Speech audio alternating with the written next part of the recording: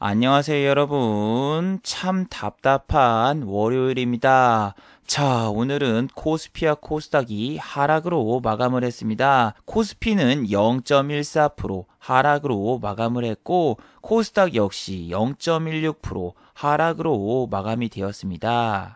지난주 금요일이었죠. 미국과 유럽 증시는 모두 혼조세를 보이며 마감이 되었습니다. 다우와 나스닥은 디커플링이 됐고 유럽 증시 역시 혼조세를 보이며 마감이 되었는데, 유럽과 미국 증시가 내린 가장 큰 이유는 미국의 기업들의 실적이 본격적으로 나오고 있는데, 생각보다 실적이 부진하거나 혹은 3분기, 4분기는 실적이 안 좋을 것이라는 전망이 나와서입니다. 그리고 미국에서는 현재 확진자가 7만 5천 명씩 매일 불어나고 있는데, 오늘 한국 증시 다들 어떠셨나요? 카카오와 네이버를 비롯한 언택트 관련주가 무너지면서 이제는 다른 섹터로 수급이 들어오고 있습니다. 오늘 같은 경우에도 저도 상당히 수익이 많이 나왔는데 예상 외였습니다. 지수가 내리고 있는데도 불구하고 분명히 매매할 종목이 상당히 많아서죠. 물론 여러분이 지금 이렇게 상한가를 간 신풍제약, 신일제약 등을 보면서 이런 종목들을 매매해야지 수익을 낼 수 있다, 이렇게 생각하시는 분들이 상당히 많을 겁니다. 하지만 저는 오늘 제약주라던가 혹은 바이오주는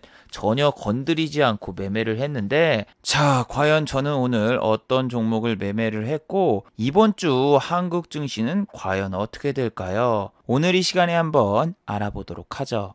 자, 지금 시각이 4시 52분입니다. 시간에 다닐까 유럽장, 미국장, 그리고 야간 선물도 다 끝나지 않았습니다. 그래서 매까지는 배제를 해보고 진행해 보도록 하겠습니다. 자, 그럼 먼저 해외 시황과 국내 시황, 그리고 오늘의 특징주를 한번 살펴보도록 하죠. 자, 그럼 먼저 해외 시황입니다. 자, 오늘은 월요일이라서 다우와 나스닥이 아직 열리지 않았습니다. 그래서 다우와 나스닥은 배제를 하고 아시아 증시를 한번 살펴보시면은, 자, 상하이 종합지수는 오늘 3.11% 상승을 하였고 니케이 같은 경우에도 0.09% 상승으로 마감이 됐습니다.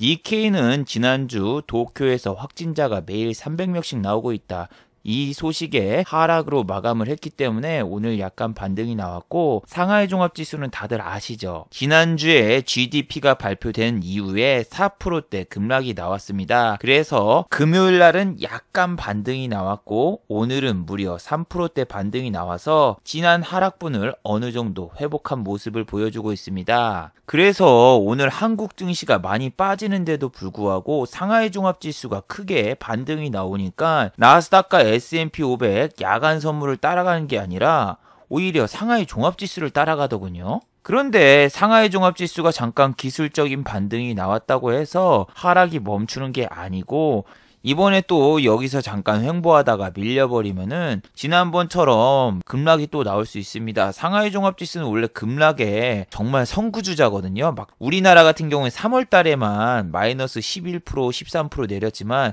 상하이 종합지수 같은 경우에는 예전에도 10%, 막 12% 이렇게 오르면서 서킷이랑 사이드가 잘 걸렸었어요. 근데 지금 같은 경우에는 서킷이나 사이드가 발동될 정도는 아니지만 서서히 빠지면서 다시 한번 또 조정을 줄 가능성이 있는 게 상하이 종합지수입니다. 한국의 경제성장률 발표는 바로 이날이죠. 7월 23일 아침 8시에 발표가 돼서 아침부터서 정말 주목하셔야 되는 게 하이닉스와 그리고 현대차의 실적과 그리고 한국의 경제성장률이죠. 그래서 갑자기 실적 발표를 3일 앞두고 현대차가 매수 추천 리포트들이 급증을 하고 있어요. 그리고 현대차의 주가가 어때요? 12만원까지 올라왔습니다. 12만원. 근데 오늘 저렇게 매수 추천 리포트를 쓰고 외국인과 기관들이 팔고 있고, 만약에 실적이 잘 나온다 싶으면은 이런 데서 횡보 주다가 삼성전자처럼 팍 뺄 수 있습니다. 삼성전자도 똑같은 행보를 보였거든요. 2분기 실적 양호, 이런 이야기를 하면서 지난번에 어땠어요? 실적 발표 전까지 3일 연속으로 올리고 실적 나오고 빼고 이러면서 지금 아직도 실적 발표 때 고가를 뚫지 못하고 가고 있는데, 현대차 같은 경우에도 오늘 윗꼬리가 좀 나왔긴 해도 얘네들이 아직 탈출 못했습니다.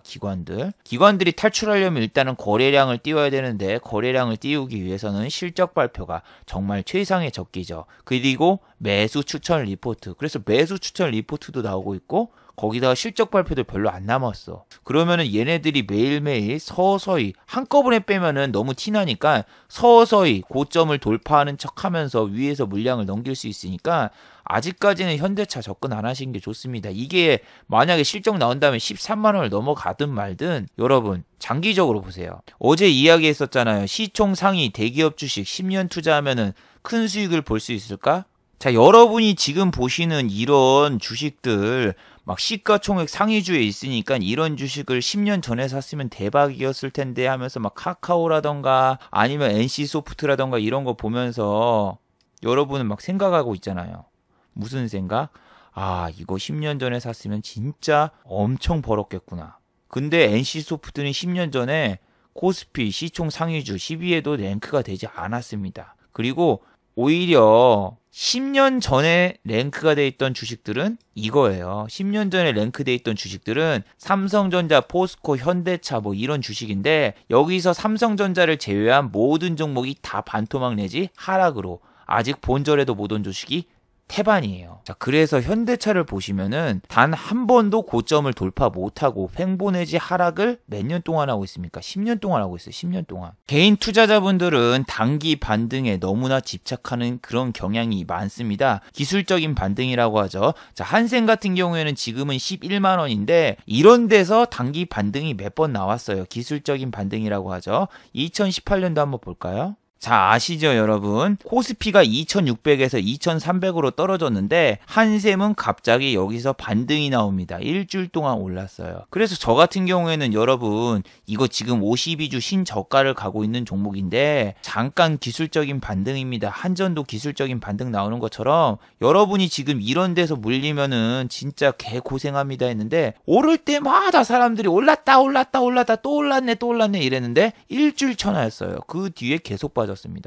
그리고 지금 아까 가격 보셨죠? 11만 원. 이때가 얼마야? 18만 원이에요. 지금은 한샘이 이렇게 올라온 게 11만 원입니다. 그래서 현대차도 지금 보시면은 단기적으로 9만 원 후반대에서 여기까지 올라왔지만 이게 지금 20만 원을 가거나 아니면 뭐 14만 원을 돌파하거나 그러기에는 사정이 여의치 않죠. 공장이 5월 달부터 셧다운을 됐는데 실적이 좋아봤자 얼마나 좋겠습니까? 하지만 레포트를 최하의 실적으로 지정을 해놓고 어닝 서프라이즈라고 여러분에게 얘기를 합니다. 그럼 개미분들은 실적이 좋았나 보네 하면서 실적을 제대로 확인도 안 하고 이런데 꼭다리에서 들어가서 어떻게 된다? 횡보 내지 하락하면은 못 버텨요. 자, 그런데 현대차 같은 경우에는 지난번에는 달랐어요. 4월 23일에 실적을 발표했거든요. 그때는 그 전에 다 띄워놓고 빼버렸어요. 자, 보세요. 현대차 실적 1분기 매출 얼마 하면서 4월 23일 날 나왔죠. 근데 지금은 미리 기관과 외국인이 사놓고 여러분이 들어오기를 기다리고 있어서 그래서 주의를 하라는 거예요. 지금 장기적으로 보면은 뭐 이런 데 뚫고 올라가기에는 너무나 큰 매물 장벽과 그리고 이런 데서 지금 물려있는 영혼들이 조금만 거래량 터지려면 나가려고 하기 때문에 이게 오늘 이렇게 거래량이 터지고 개인분들이 나갔으면 좋았는데 오히려 기관과 외국인이 팔아버려서 아침부터도 또 갭을 6% 이렇게 띄운 거 보고 나쁜 놈들이다 이 생각을 했어요. 왜? 지난주 금요일날 7%까지 올려놓았으니까 이번에도 한 7%까지 오르겠구나. 개인 투자자분들 그렇게 생각하죠. 하지만 지수가 밀리면서 시총 상위주인 현대차, 하이닉스, 삼성전자 다 같이 밑으로 내려가면서 현대차도 고가에서 많이 밀렸습니다. S&P 500과 나스닥 야간 선물은 장 초반에 개시가 됐을 때는 플러스 0.3% 상승으로 시작을 했으나 우리 장 중후반부터서 마이너스로 전환을 하더군요. 자, 보시면은 S&P 500과 나스닥 야간 선물 장중에 이런 모습을 보여주고 있었죠. 야간 선물이 지금 믿을 게 못 되는 게 나스닥이라던가 S&P 500 지난주 어땠다? 나스닥 야간 선물이 1%가 올랐지만 나스닥은 지난주 이렇게 끝났다. 옵션 만기 때문에 야간 선물을 살짝 띄워놨지만 실질적으로 다우는 마이너스가 되고 나스닥 종합지수는 플러스 0.28로밖에 상승을 못했습니다. 특히 넷플릭스 실적이 나온 다음에 넷플릭스의 안 좋은 레포트죠. 하반기에는 경제활동 봉쇄가 해제가 되었기 때문에 가입자가 별로 늘지 않고 넷플릭스 시청자가 줄어들 것이다. 이런 악재 레포트에 넷플릭스가 지난주 6%가 하락을 했죠.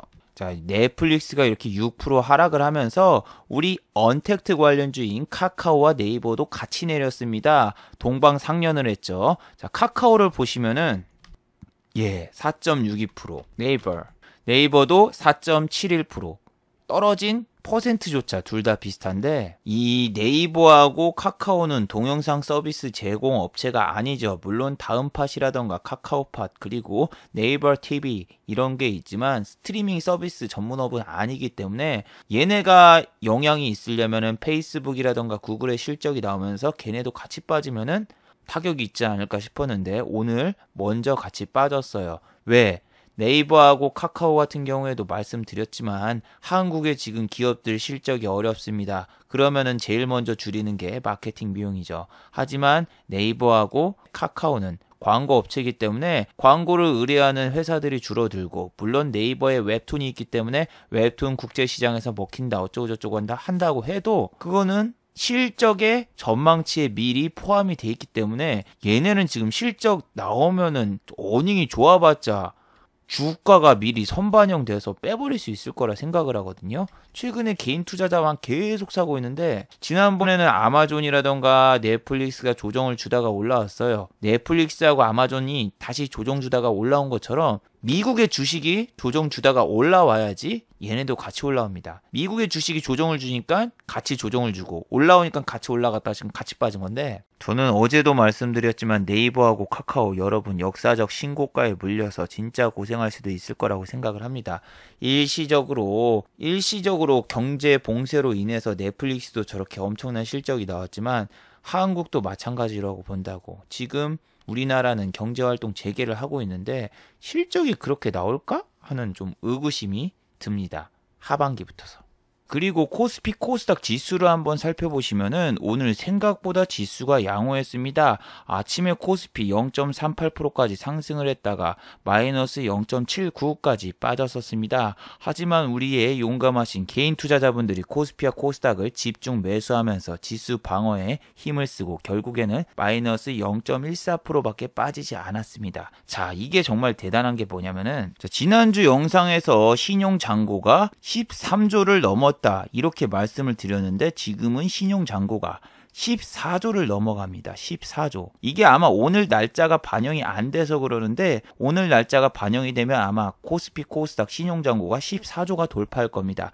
14조 정말 대단하죠. 왜? 지난번 코스피가 2600에 갔을 때도 11조밖에 신용이 안 나왔어요. 그런데 지금은 14조라 어마어마합니다. 그리고 신용 상위 종목이 신일제약, DPC 이런 애들이에요. 원래 신용이 높은 종목들은 상승을 못 해야 되는데 지금 현재는 공매도가 금지가 돼 있죠. 공매도가 금지가 돼 있는데 9월 달에 다시 재가동이 됩니다. 그러면은 개인 투자자분들은 그 전까지 열심히 벌어놔야 될까요? 아니면 공매도가 재개되자마자 신용잔고 상위 종목 붙어서 그냥 다 후려치면서 급락이 나올까요? 그런데 지금 중요한 거는 자 보시면은 오늘 지수는 별로 안 내렸는데 내린 종목과 오른 종목 보시면은 내린 종목이 훨씬 더 많죠. 그리고 오른 종목 대부분이 텍사메디손 혹은 렘데시비르라던가 아니면 치료제 진단키트 관련주만 올랐고 이슈가 없는 종목들은 다 내렸습니다. 그리고 셀트리온 같은 종목도 지난주 금요일날 찌라시를 띄우고 오늘 아침에 잠깐 갭을 띄우고 다 빼버렸죠. 하지만 지난주 금요일날 올렸던 이 영상을 보신 분들 셀트리온 조심하셨을 거라고 생각합니다. 분명히 아침에 찌라시 때문에 갭은 뜰 수 있으나 지금 셀트리온 추세가 하향이기 때문에 여기서 갭을 뜬다고 해도 이거 매물 다 돌파하고 가기는 힘들다. 지금은 한두 종목만 올라요. 신풍이라던가 신일이라던가 저쪽에 있는 잡주들 올리는데 바쁘지 여기에는 지금 돈이 못 들어와요. 왜? 여기에 돈이 들어올 정도였으면은 오늘 아침에 삼성바이오로직스도 같이 갔어야 되거든요. 근데 삼성바이오로직스 80만원 넘긴 이후로 계속 조정을 주고 있기 때문에 셀트리온도 지금 뭐 조정을 주고 있는 상태에서 갑자기 서정진 회장의 인터뷰라던가 이런 뉴스 그다지 대단한 게 아니다. 왜? FDA 공식 승인을 받은 것도 아니고 국내에서 임상 1상을 진행한다. 뭐 그럴 수 있지. 그런 뉴스이기 때문에 당장은 지금 뉴스가 빨리 나올 수 있는 신풍, 파로돈 탁소 관련주, 부강, 그 다음에 일양약품, 뭐 이런 애들은 막 날아가고 그러잖아요. 그래서 이런 애들 쪽에 지금 사람들이 다 집중하고 많이 오르는 주식에 지금 돈이 오고 있지. 셀트리온이라던가 삼성바이오로직스라던가 이런 애들 무거워서 지금 많이 안 삽니다. 자, 그래서 오늘 셀트리온 같은 경우에도 저 인터뷰 뉴스와 지난주 국내 식약처에서 임상 1상을 진행한다 그 뉴스가 나오면서 아침부터서 3.51% 상승으로 시작을 했고 종가는 마이너스 1.52%, 그리고 코스닥의 셀트리온 헬스케어는 장 초반에는 2.35% 상승하고 종가에는 마이너스 1.78% 하락으로 끝나서 아직까지는 저런 뉴스 갖다가 셀트리온이라던가 셀트리온 헬스케어를 올리기는 힘들 거예요. 왜? 모두 다 지금 신풍제약이라던가 신일, 일양, 부강 그쪽에 눈이 쏠려 있기 때문에 개인 투자자분들이 다른 쪽이 단기 과열이 걸리거나 혹은 다른 쪽이 거래 중지가 되거나 그러면은 그 다음에 느린 종목인 이런 종목이라도 보지. 그 전까지는 많이 매수세가 들어와도 오히려 기관과 외국인이 그 전날에 사놨기 때문에 얘네들 차익 실현하는데 바쁩니다. 아니 항상 저런 찌라시는 기관과 외국인이 전날에 매수를 해놨을 때 뜹니다. 자, 그리고 코스닥을 보기 전에 여러분, 지난주에도 코스닥은 신고가를 돌파했고 그 주축에는 제약과 바이오가 있었습니다. 제약 바이오는 너무나 거품이 심하다. 저도 옛날에는 제약 바이오를 건드렸지만 한미약품 사태가 무려 3번이 터진 다음에 도저히 감당을 할 수가 없어요. 제가 수익률이 너무너무나 좋았을 때도 한미약품이 무너지면서 그냥 제약 바이오 종목들이 하한가를 가거나 막 난리를 쳤던 적이 있었거든요. 근데 그때를 생각해 보니까 이 회사들이 실적은 하나도 없는데 단지 뉴스에 올랐다. 그리고 너무 고평가됐다. 뭐 이런 걸 생각해서 저는 제약바이오주라던가 뭐 정치 테마주라던가 북한 관련 방산주라던가 혹은 남북 경협주를 안 해요. 왜? 실적이 없으니까. 그런데 오늘 코스닥 지수를 보고 있고 그리고 막 일양약품 그 다음에 부강약품이라던가 이런 거를 막 보고 있으니까 너무 빨려 들어가고 싶어요. 내가 가진 종목은 올라봤자 1%에서 2%. 반대쪽 종목은 상한가 내지 급등. 자, 오늘도 코스닥은 신고가를 잠깐 돌파했다가 내려와서 마이너스 0.16% 하락으로 마감을 했고 마찬가지로 매수 주체는 개인이죠. 개인 투자자분들이 오늘도 코스닥을 대량으로 매수를 했습니다. 예전에는 제약주들이 매매 정지나 혹은 투경을 받을 경우에는 시간 외부터서 급락이 나오는데 이런 종목이 전부 신용도가 높고 그리고 뭐가 있습니까? 스탁론 등을 사용해가지고 스탁론에서 지금 매수 종목 1, 2위가 뭐 이런 종목들이에요. 근데 보통은 그런 종목들이 투자주의라던가 뭐라고 이런 게 뜨잖아요? 그럼 그 다음날이라던가 혹은 시간에 다닐까 해서 하락을 해야 되는데 TPC 보세요. 투자주의 떴죠? 아무도 관심이 없습니다. 주가가 안 내려. 일양약품 거래 정지가 됐죠? 내려야 돼. 시간 외에서. 안 내립니다. 부강약품 시간 외에서 내릴까요? 얘는 내리고 있어. 근데 얘는 뭐가 있죠? 아무것도 없어. 얘는 보시면은 뭐 투자 경고를 받거나 아니면은 내일 거래를 정지받거나 그런 게 없어. 오히려 거래 정지를 받거나 아니면 투자 경고를 받은 애들은 시간 외에서도 더 올라요.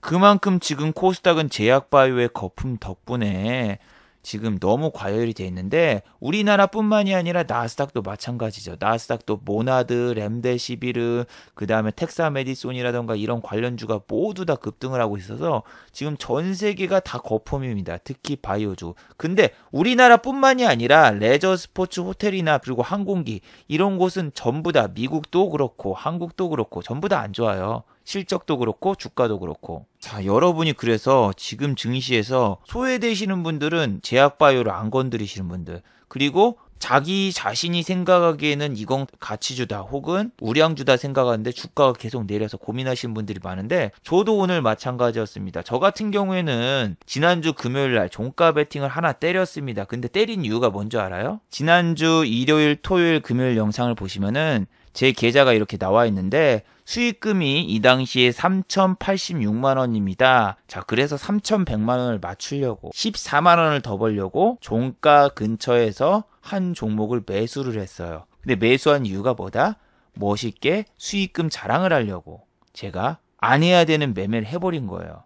근데 오늘 뽀록이 터졌습니다. 예, 제가 샀던 주식이 갑자기 5% 정도 갭이 뜨면서 시작부터서 저에게 큰 수익을 주면서 시작을 했습니다. 그런데 이건 절대 좋은 게 아니고 이 주식을 들고 주말에 제가 생활을 하니까 미쳐버리겠더군요. 왜냐하면은 1억이 넘는 돈을 베팅을 했는데 세계적으로 코다리19 바이러스 확진자와 그리고 사망자가 너무나 많이 증가를 하고 있고 좋은 뉴스를 아무리 찾아봐도 없는 거예요.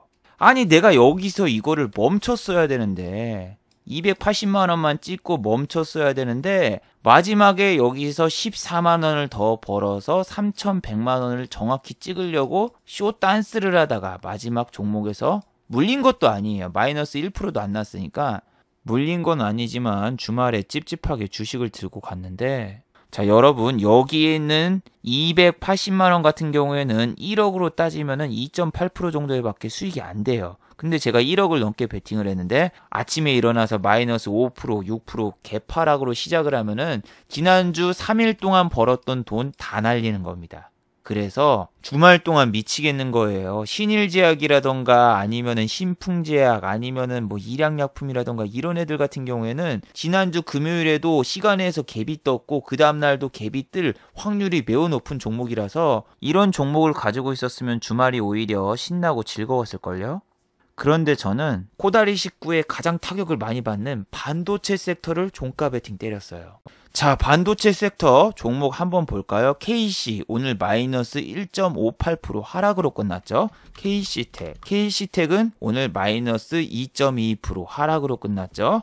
자, 유니테스트 심각합니다. 근데 유니테스트 건드리지 말라고 하면서 지난주에 제가 52주 신고가의 유니테스트를 매매했던 내용을 보여주면서 여러분에게 말씀드렸죠. 유니테스트 실적이 잘 안 나오는 회사다. 이 회사가 이렇게 막 10%, 7% 갭 뜰 때는 조심해야 된다. 지난 분기 유니테스트 실적이 전년 대비해서 마이너스 14.22%다. 근데 이번에 실적이 잘 나올 것 같냐? 안 나온다. 그리고 기관 애들이 미리 이렇게 선침해놨다. 조심해야 됩니다. 조심해야 됩니다. 3번 말했죠. 그리고 이 반도체 종목들은 순환매라고 해서 한 종목이 오르잖아요. 그럼 그 다음날 가는 종목들이 또 있습니다. 자, 그리고 ESN에스텍도 보세요.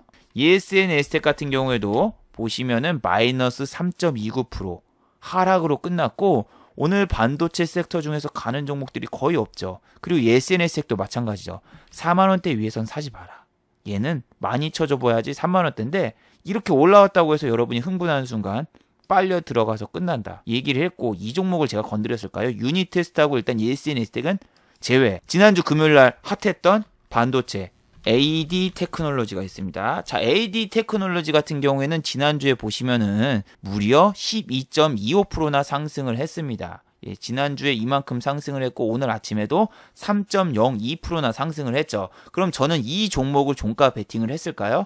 이 꼭다리에서 제가 물려가지고 지난주에 고생을 했을까요? 아닙니다. 저는 반도체 종목을 정말 많이 매매해봤고 그래서 알아요. 이거 다음에는 얘가 가는 게 아니라 그 다음 종목이 간다. AD 테크놀로지 다음에는 SFA 반도체라는 종목도 그 다음날 같이 가는 경우가 상당히 많아요. 자, AD 테크놀로지하고 SFA 반도체 약간 디커플링이 됩니다. AD 테크놀로지가 이렇게 상승할 때는 SFA 반도체가 좀 쉬어가고 AD 테크놀로지가 급등 나왔다? 그러면은 SFA 반도체가 그 다음날 오르는 이런 모습이 몇 번 나왔어요. 1월 달에는 SFA 반도체하고 ESN에스텍이 정말 핫했어요.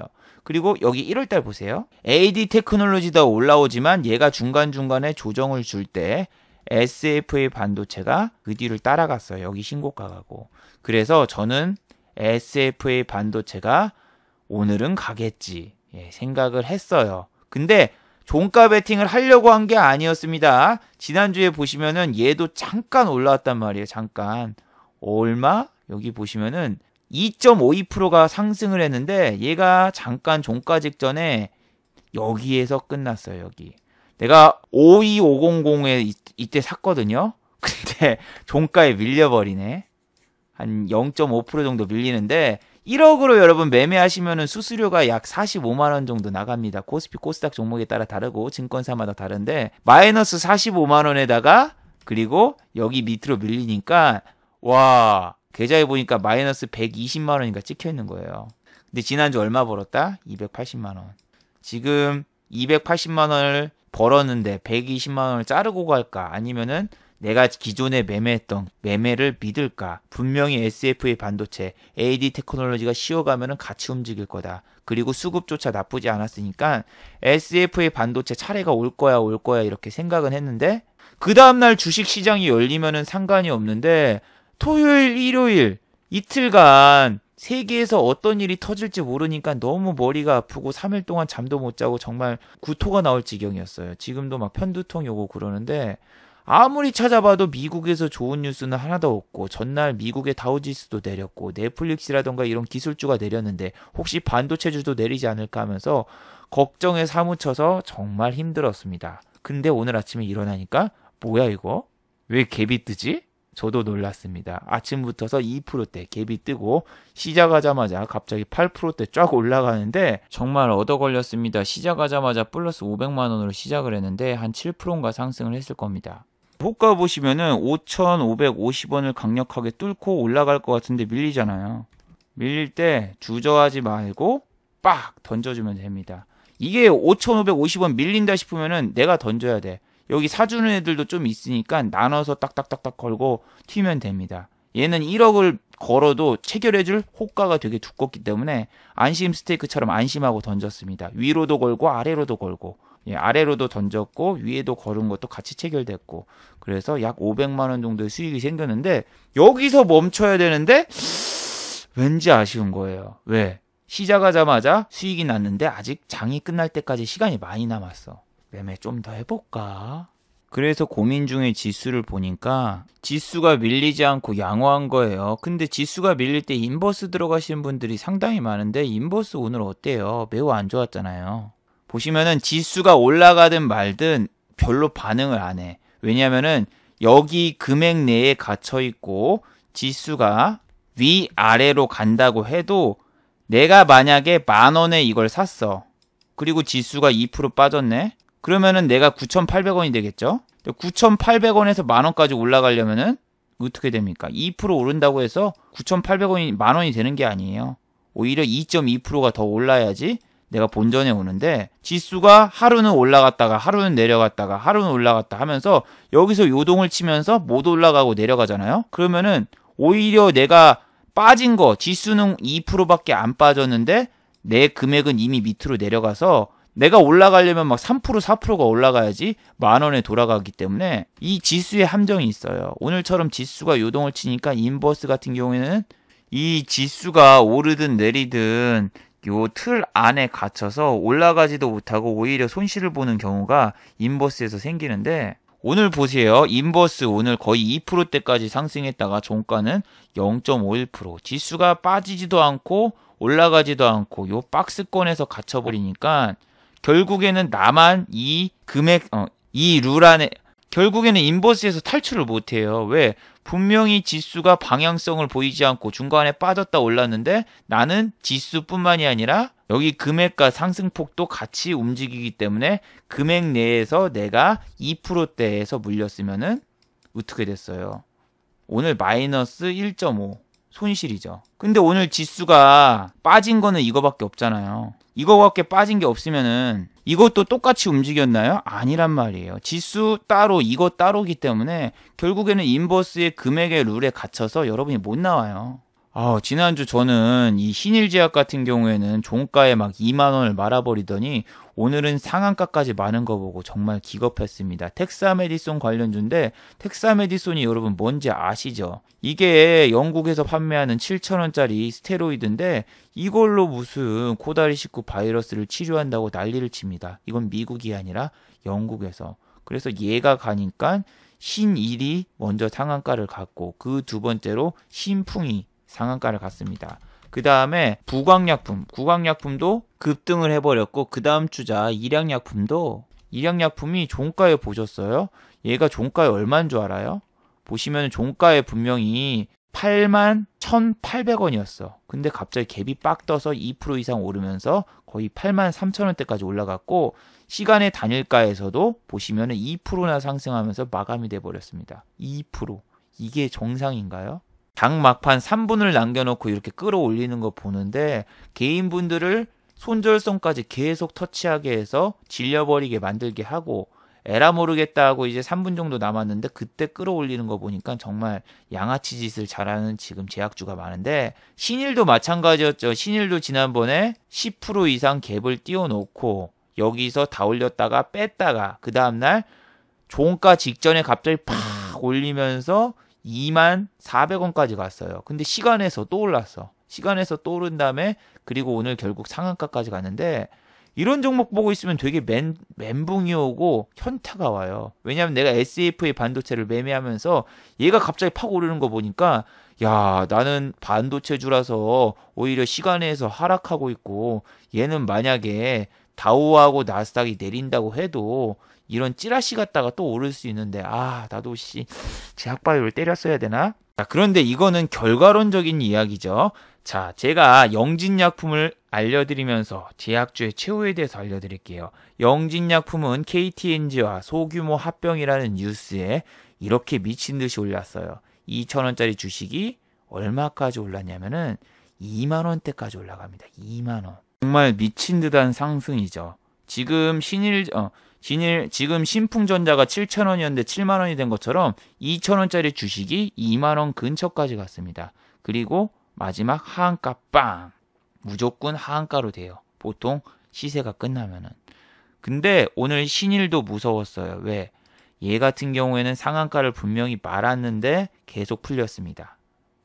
보시면은 상한가를 말자마자 1시간 동안 계속 상한가가 풀렸습니다. 자, 지금 1위에 있는 종목 신일제약이었죠. 오늘 신풍보다 신일이 더 빨리 상한가를 말고 더 좋았습니다.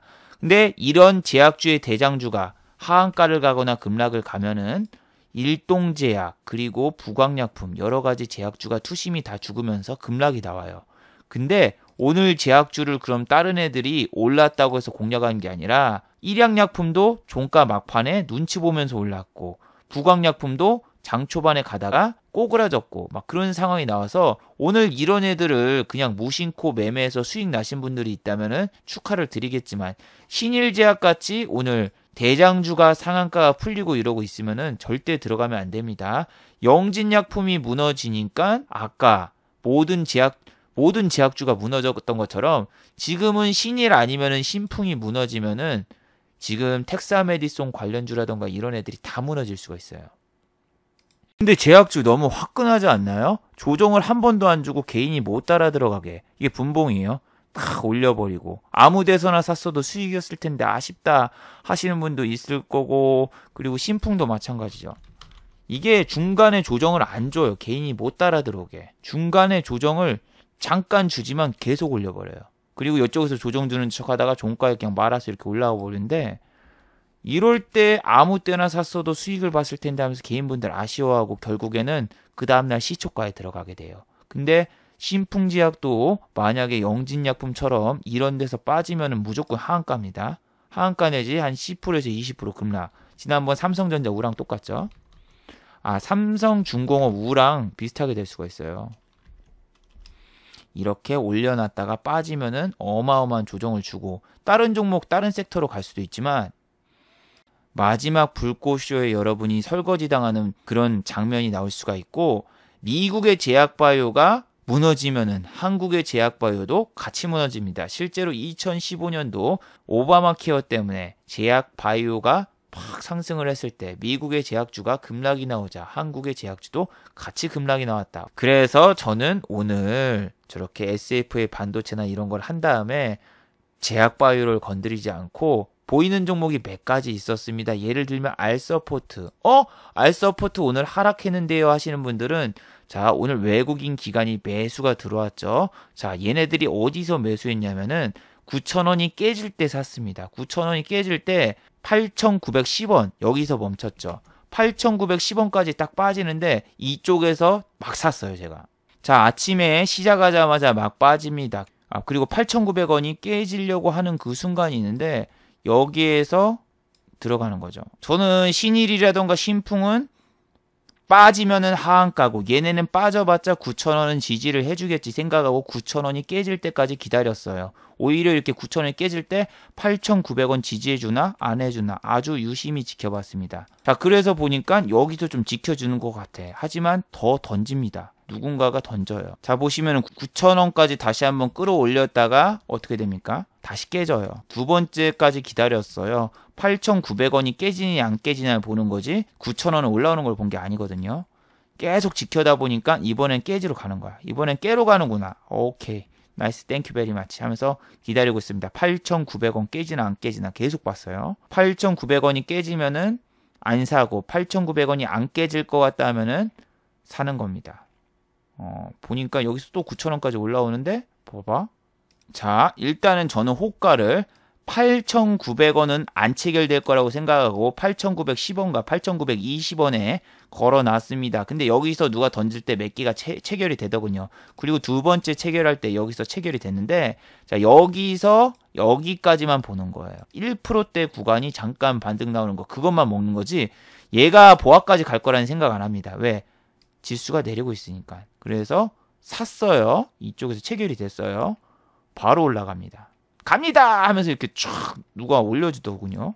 너무 고마웠어. 바로 9,000원 올라왔죠. 여기서 9,010원 딱 잠기는 거 보고 여기서 일단 던져줍니다. 여기서 던지면 얼마예요? 여기까지 1% 이상 수익 구간 났죠. 이쪽에서 던져주고 그 다음에 9930 누가 이렇게 걸어놓은 거 200주 300주에다가 또 짜잘한 거 던지고 여기서 올라가야 되는데 어때요?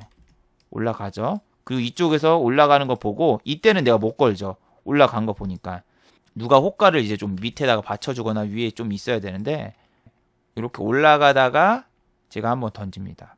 누가 9,300원을 9,030원을 지지해 주려고 하면서 이렇게 호가를 막 메꾸면서 이쪽에서 사주는 물량이 있길래 바로 던져줍니다. 그리고 빠져나와서 수익을 챙겼는데 여러분 빨리 던져야 돼요. 이렇게 빨리 탁 탈출을 하면은 다른 애들이 안 되겠다 하면서 같이 던져버린단 말이에요. 늦었다 싶을 때가 가장 빠를 때라서 아까 9050을 보고 이쪽에서 있었던 게 아니라 나는 1%만 먹고 나간다. 다른 사람들 저 위를 보고 있잖아요. 난 이 안에 나간다라고 생각을 했으면 오늘 수익을 보고 나갔겠지만 안 그랬으면 오늘 그냥 이 한 종목에 끌려다니면서 끝났는데 손이 빨라야 돼요. 근데 이 손이 빠르려면 경험이 많아야 되는데 일단 시장에서 여러분 살아남으세요. 안 그러면 이런 거 못해요. 여기서 다 깨져버리잖아 또. 자, 그리고 알서포트를 하는 동시에 KPS는 지난주에 제가 매매했던 종목 중 하나죠. 자, 지난주에 매매했던 종목 중에서 DPC와 그리고 KPS가 있었는데 KPS 같은 경우에는 제가 얼마에 샀다? 17,000원과 그리고 16,850원 그때 사서 17,850원에 던지고 오늘 또 들어갔는데 제가 주로 매매하는 종목은 계속 공략을 합니다. 자, 아침에 시작하자마자 바로 밀리면서 시작을 했고 17,000원이 그냥 깨집니다. 알서포트하고 똑같이 깨지네 안 깨지냐 보고 밑에다 걸어놨는데 체결돼서 바로 위에서 먹고 나왔습니다. 자, 보시면은 이렇게 바로 깨져버리죠. 장 시작한 지 30분 만에 깨져버립니다. 동시에 두 놈을 봤어요. 알서포트하고 제하고 오늘 두 개로 나눴고 여기서 17,000원이 깨졌습니다. 17,000원이 깨지자 개인분들이 쫄아서 여기 16,950원에다가 2,000주, 3,000주를 막 걸어놓습니다. 그래서 바로 체결. 이쪽에서 체결을 했는데 내게 또 체결이 안 돼. 그러니까 뭐냐면은 여기 이제 호가가 올라가 버린 거죠. 호가가 올라가 버려가지고 이놈이 탁 올라가는데 어쩔 수 없어. 보내줘야 됩니다. 여기서 샀는데 여기에서 이제 올라갔다. 1% 이상 수익 구간이 났네? 던져줍니다. 이런 데서. 그래서 1,000주 이렇게 딱 바로 하면은 여기에서 여기까지 얼마예요? 이게 몇 초처럼 보이지만 되게 느리거든요. 10분, 41분, 30분이 걸렸어요. 30분에 바로 수익 챙기고 1% 먹고 나오고 마지막은 수면 매매입니다. DPC는 어떻게 한다? 얘 같은 경우에는 빅히트 엔터테인먼트 이번에 상장 예비심사 결과가 나옵니다. 그거 믿고 그냥 베팅을 하는 건데 오늘 18,600원이고 이 종목 같은 경우에는 지금 5일 동안 계속 똑같은 패턴입니다. 무슨 패턴을 보이고 있느냐? 종가에 끌어올린다. 아침에 빠지잖아? 그럼 사면은 종가에 올라요. 여기 보시면은 장 초반에는 빠졌는데 장 막판에 이렇게 올라온 걸 볼 수가 있어요. 3시 때. 그리고 그 다음날도 똑같죠? 빠지고 종가에 올라가고 오늘도 빠지고 종가에 올라가고 이건데 똑같아요. 오늘 어디까지 빠졌냐면은 18,000원이 깨지고 17,000원대 돌입할 때가 있습니다. 아까랑 다 똑같아요. 원리는 똑같아요. 여러분이 무서워하고 여러분이 던지려는 그 자리, 그 순간을 노리는 거예요. 그 순간. 근데 너무 느려. 하루 종일 놔뒀습니다. 이게 그래서 진짜 세 종목을 막 하는데 얘가 제일로 느리더라고. 얘 종가에 체결되겠구나 했는데 진짜 종갈지는 저도 하면서 몰랐어요. 18,000원 깨지죠? 그러면은 이제 17,000원대 넘어가는데 17,950원과 17,850원에 걸어두면 됩니다. 이렇게 해서 사람들이 던지는 거 오케이 땡큐 베리 마치 하면서 조금 받고 두 번째 물량 19850 이런 데다 걸어놨는데 체결이 될 듯 말 듯 될 듯 말 듯 보일 듯이 보이지 않는 따오기처럼 될 듯 말 듯 하다가 됩니다. 왜냐면은 7800까지 빠졌으니까. 근데 되자마자 바로 위에서 누가 사길래 이거 되겠구나 싶었는데 또 누가 던져. 쫄립니다. 이제 그 다음번에는 17,500원인데 3분할로 잡았으니까 마지막 이제 분할 매수잖아요. 여기서 밀리면은 나도 쫄리는데 어떡하지? 그때부터서 이제 베팅이 억이 되는 거거든요. 이때까지는 5천만에서 6천인데 저 밑으로 내려가면 억 단위가 되고 억 단위에서 아까 말씀드렸죠. 3%만 내리면 300만 원 날아가는 거예요. 근데 오늘 아까 수익이 500만 원이가 났는데 그 수익에서 까져도 어떻게 좀 될 것 같다 싶어서 보니까 누가 사길래 오케이 한번 또 걸었어요. 그러니까 보통 다른 사람들은 밑에다가 빠지면은 그 밑에다가 더 이렇게 해서 3분할을 하는데 저는 올라갈 것 같다 싶으면 다시 위에다 걸거나 아니면 바로 매수가에다 다시 걸어버려요. 여기서 또 한번 체결해주고 올라갑니다. 살았다. 완벽하게 18,000원을 지지해줬으니까 이제는 더 봐도 돼. 근데 이제는 더 봐도 되는 게 아니라 계속 보고 있어야 된다는 거. 이거 계속 보고 있는데 분명히 종가 보합까지 갈 것 같거든요. 종가 보합까지. 그래서 여기서 한 1억 가까이 이제 투입이 됐으니까 한 2%에서 3%만 오르면은 아까 수익금 500에다가 이거 두 개 더하면 700 넘겠다 싶어서 버텨봤고 여기까지는 도저히 안 돼. 여기 보합 넘는 순간 바로 던져서 그래서 오늘 이렇게 700만 원의 수익이 아주 운 좋게 생겼는데 장이 안 좋을 때 저는 지수가 내릴 때 오히려 수익이 크게 나는데 그건 왜 그러냐. 개인 투자자분들이 던지는 물량을 이용해서 오히려 반등 나올 때 탁 먹고 나오는 그런 매매를 되게 잘하거든요. 오히려 아까 막 신일 신풍처럼 막 양봉으로 날아다니는 그런 데는 잘 안 들어가요. 하지만 이렇게 느긋하게 기다리다 보면은 먹을 것도 나오는 보합 정도 수준, 보합에서 횡보되는 이런 장을 되게 좋아하는데 그런데 제가 또 욕심이 지금 끝이 없습니다. 종가 베팅을 또 때렸고 지금 저 한 종목 또 들고 있습니다. 그런데 보시면은 여러분 여기 마이너스 35,900원이라고 돼 있죠. 그 뜻은 무슨 뜻이냐. 1억 원이라던가 억 단위로 매매해 보신 분들 아실 거예요. 기본 수수료가 40에서 50만 원이라는 거. 그 뜻은 밑에서 좀 올라와서 수수료 정도는 커버가 됐다는 얘기입니다. 어느 정도 올라왔다는 얘기예요. 그래서 한 호가만 오르면 내일 이제 또 수익이 되는데 지금 제가 봐도 너무 과열되고 미친 게 보세요. 지금 수익금이 3,800만 원이니까 190만 원만 찍으면 4천만 원을 찍을 수 있겠구나. 이 생각에 종가 베팅을 또 때린 겁니다. 편두통도 오고 막 머리도 아프고 그런데도 불구하고 매매를 멈추지 않아.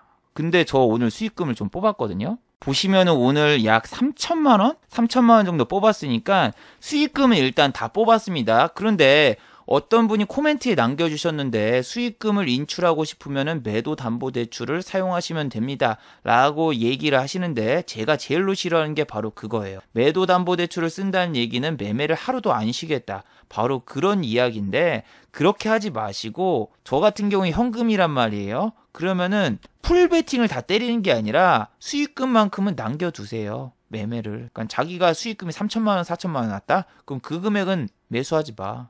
아니면 매수 제한을 걸어버리세요. 한 종목당 매수 제한을 걸 수가 있거든요. 유한타 같은 경우에는. 그래서 이 돈을 남겨놓고 하루 이틀 지나면은 수익금 출금할 수 있죠. 안 그러면은 계속 풀베팅 때리고 그러면은 결국엔 매매 중독이 돼서 몸이 날아가거나 아니면은 투자금 다 날리거나 둘 중 하나거든요. 근데 일단 저도 지금 이사를 가려고 돈을 약간 좀 뺐는데 다 뺄 거예요, 저거. 저 1억 원 저런 걸로 이제 안 하고 예전처럼 다시 뭐 1,000만 원, 500만 원 이렇게 좀 아기자기하게 매매를 하고 싶습니다. 왜냐하면은 제가 SNS택이라든가 이런 애들을 보는데 너무 그리운 거예요. 이제는 이런 애들 할 수가 없어. 뭐냐? 이런 애들이 호가가 작아가지고 내가 팔려고 해도 여기 뭐 만주 걸려있다? 고작 3,600만 원이야. 못 팔어. 근데 내가 500만 원이다? 그럼 이쪽에다 살짝 던지고 나가도 티도 안 나. 그래서 옛날에 막 이렇게 착 먹고 나가는 그런 매매법이라던가 매매 같은 거는 500에서 1000으로 하면은 자유롭게 할 수 있는데 지금 소형주는 제가 제 돈으로도 그냥 확 끌어올릴 수 있어요. 지난번에 말을 해줬잖아요. 제가 포인트 엔지니어링 같은 경우에는 37,000원대다 호가 막 깔아두고 나 혼자서 막 5억 3억 때려가지고 다 물량 매집한 다음에 올렸다고. 근데 오늘 같은 경우는 제가 포인트 엔지니어링을 매매를 안 했잖아요. 지난주에는 제가 진짜 돈 엄청 써가지고 이걸 끝까지 다 끌어올렸어요. 얘가 거래량이 별로 없고 체결 강도가 26밖에 안 돼가지고 지난 영상 이 영상을 보시면은 제가 다 끌어올린 내역이 나오는데 오늘은 이 종목을 따로 매수하지 않았습니다. 시장에서 전혀 관심을 못 받고 있기 때문에 오늘은 그냥 조정옥에 놔두었습니다. 소형주는 진짜 막 큰 금액으로 하기 너무 힘든 것 같아요. 이런 종목은 내가 밑에서 깔아놓고 막 사고 위로도 내가 막 사면서 이걸 끌어올리지 않는 이상 되게 매매하기 힘들거든요. 큰 금액으로는. 근데 내가 500에서 1000이면은 살짝 이런 데 걸어두고 잠깐 호가 공백 생기고 올라가면은 매매하고 칠 수 있는데 금액을 좀 줄여야 될 것 같아요. 저도 지금. 아니 지금 막 상한가가 오거나 올라가는 주식들 대부분 보면은 뭐 이런 정치 테마주 아니면은 바이러스 백신 테마주 아니면은 또 뭐 그린벨트 수혜주 이런 건데 그린벨트 결국 해체 안 한다고 대통령이 나와서 이야기하니까 오늘 SG 충방이라던가 여러 가지 그린벨트 관련주 다 급락 나왔죠. 그래서 여러분들이 테마주를 매매를 해도 손절을 잘 할 수 있으면 해도 되지만 손절을 못하고 급락 맞으면은 복구할 수 있는 방법이 없으면은 비자발적인 장기 투자자 뭐 이렇게 되면서 버티지 마시고 저처럼 그냥 일반적인 주식에서 급등주 안 잡고 천천히 저렇게 해도 할 수 있습니다. 그냥 막 신일이라던가 신풍이라던가 누가 상한가 가냐 하면서 막 아무데나 베팅한 다음에 그 다음에 투자주의 먹어가지고 개파락 10% 나오면은 막 그런 거 탈출도 못 하는데 그런데 들어가지 마시고 아까처럼 그냥 하이에나처럼 기다리고 있다가 조용하게 매매 딱 하고 조금 먹고 나오고 이런 식으로 하면은 큰 수익보다는 일단 꾸준한 수익이 계속 쌓일 수 있거든요. 그래서 너무 급등하는 테마주에 여러분이 좀 안 들어갔으면 좋겠어요. 막 이재명 씨 테마주도 막 하루 올려놓고 다 빼버리고 꼬시고 막 이러고 던지고 그러는데 잘못 물리고 또 한번 뭐 2차 팬데믹이라던가 여러 가지 안 좋은 뉴스 나오면은 팍 빠지면서 또 급락이 나오는데 그때는 지금 어떻게 버틸 거예요? 신용 잔고가 이제 13조 아니 14조가 넘어가는데 개인 투자자분들 버틸 수 있나요? 자, 마지막으로 한번 정리해 보도록 하겠습니다. 제약바이오 대장주가 죽으면 다른 제약과 바이오주들도 같이 죽습니다. 오늘은 신풍제약과 신일제약이 상한가를 유지해서 다른 제약주들도 슈팅이 나오면서 종가 고가로 마무리가 되었지만 신풍과 신일제약이 오늘 만약에 상한가가 풀리고 하한가 내지 투매가 나왔다면은 다른 제약주들도 같이 투매가 나오면서 제약과 바이오 섹터가 투심이 안 좋아서 내렸을 가능성이 높습니다. 그래서 지금 각 섹터별 대장주는 반드시 관종에 넣어두시기 바랍니다. 자, 두 번째, 개인의 신용잔고가 지금 14조를 향해 달려가고 있습니다. 이전에는 신용이 많은 종목 혹은 공매도, 대차잔고가 많은 종목들은 하락을 하거나 횡보를 하거나 상승폭의 제한이 너무나 많았어요. 하지만 지금 DPC를 보셔도 아시죠? 공매도가 많든 신용잔고가 많든 오히려 그 종목이 더 잘 오릅니다. 지금은 공매도 금지 기간이라서 신용잔고나 공매도가 많은 종목도 투심이 약하지 않고 잘 오르니까 예전과 다르게 공매도가 너무 많다, 신용이 너무 많다 그런 거를 아직까지는 종목별로는 신경 쓰실 필요가 없습니다. 하지만 지수별로는 분명히 신경 쓰셔야 됩니다. 신용 14조 정말 위험합니다. 자, 유튜브 광고도 끝까지 시청해주시면은 정말로 고맙겠고 좋아요와 구독하기도 많이 눌러주시면은 정말로 감사하겠습니다. 그리고 또 어제 생방송 전에 후원을 해주신 정말 고마운 분들이 계셨네요. 네, 제 유튜브 채널에서 김천재 후원하기 버튼을 누르시면은 저를 후원해 주실 수 있는데 강신우님 후원 2,000원 정말 감사드립니다. 자, 다들 수고하셨고 즐거운 평일 되시기 바랍니다. 다들 수고하셨습니다.